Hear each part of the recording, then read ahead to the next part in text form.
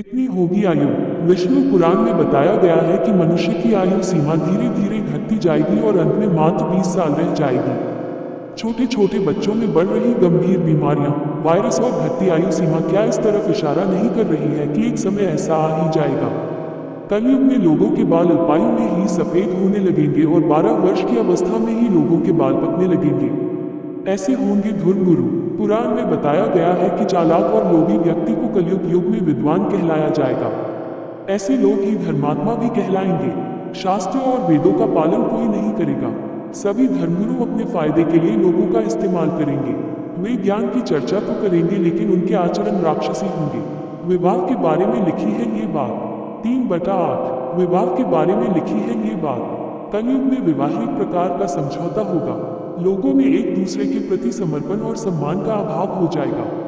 आज जिस तरह से विवाह हो रहे हैं वो परिवार चलाने के लिए न होकर सिर्फ एक समझौता किया जा रहा है। जो सबसे ज्यादा दहेज देगा उसका ही विवाह होगा। यही प्रकार का समझौता ही तो है। इनकी होगी पूजा 6-8, इनकी होगी पूजा झूठ और दिखावे का सहारा लेकर लोग आगे बढ़ने का प्रयास करेंगे, लेकिन इसमें नुकसान उनका खुद का ही होगा। कलयुग में सत्ता पर आसानी लोग अपनी प्रजा की रक्षा नहीं कर पाएंगे, बल्कि कर टैक्स लेने के बहाने प्रजा का ही धन छीनेंगे।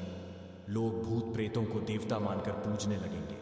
इस तरह करेंगे भोजन 7-8, इस तरह करेंगे भोजन। अन्न का अभाव होने से मनुष्य फिर से कंदमूल और फल आदि के सहारे ही रहेंगे और असमर्थ लोग सुखी नहीं रह पाएंगे। कलयुग में लोगों के आलस्य और निष्क्रियता के बारे में भी विष्णु पुराण में बताया गया है। इसके अनुसार लोग बिना स्नान के ही भोजन कर लिया करेंगे। ऐसे हुई थी धृतराष्ट्र, गांधारी और कुंती की मृत्यु। शुरू हुआ फिर कलयुग। कलयुग में सबसे अच्छी बात 8-8 कलयुग में सबसे अच्छी बात। वेदव्यास जी ने सभी युगों में कलयुग को श्रेष्ठ युग भी बताया है। उन्होंने कहा है कि सतयुग में मनुष्य को 10 साल जप करने के बाद पुण्य की प्राप्ति होती है। त्रेता युग और द्वापर युग में वही पुण्य 1 साल के तप द्वारा प्राप्त किया जा सकता है। तो कलयुग में इतना ही बड़ा पुण्य मात्र 1 दिन के तप से प्राप्त किया जा सकता है। इस तरह व्रत और तप के फल की प्राप्ति के लिए कलयुग ही सबसे श्रेष्ठ समय है। सच्ची भक्ति से मनुष्य की ईश्वर की प्राप्ति कर सकता है। जब कलयुग चरम पर होगा तब जन्म लेंगे भगवान। ये होंगे पत्नी और संतान के नाम। इस तरह से होगी परेशानी। 4-8 इस तरह से होगी परेशानी। विभिन्न प्रकार के रोग, सर्दी, गर्मी, बरसात और ऋतुओं के परिवर्तन से लोग परेशान और दुखी होंगे। बिना मौसम के बरसात, ठंड, गर्मी से फसल बर्बाद हो जाएगी। नदी, तालाब, जलाशय सब सूख जाएंगे। जल के बिना धरती फटने लगेगी और लोग बूंद बूंद पानी के लिए तरसने लगेंगे। किसान अनावृष्टि के कारण आत्महत्या करेंगे। इसलिए पानी बचाने पर ध्यान दें। इन पवित्र सरोवर में स्नान करने से मिलता है मोक्ष। शास्त्रों में भी है वर्णित।